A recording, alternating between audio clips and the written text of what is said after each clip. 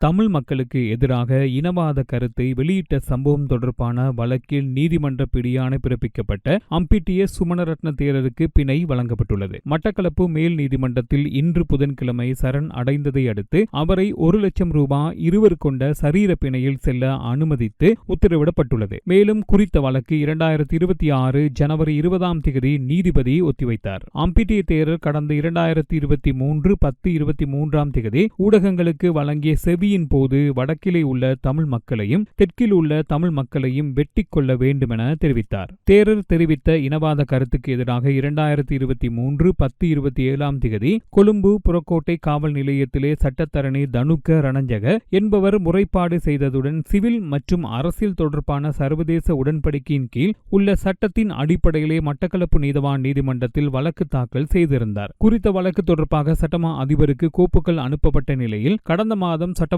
அதிபர் திணைக்களம் தேரரை கைது செய்யுமாறு அறிவுறுத்தல் வழங்கியது. இந்த நிலையிலே குறித்த வழக்கு விசாரணைக்கு எடுத்துக் கொள்ளப்பட்ட நிலையில் இது தொடர்பில் அவரை கைது செய்யுமாறு 15/12/2025 மட்டக்களப்பு நீதவான் நீதிமன்றம் பிடியாணை பிறப்பித்து வெளிநாடு பயணத்தடை விதித்தமை குறிப்பிடத்தக்கது.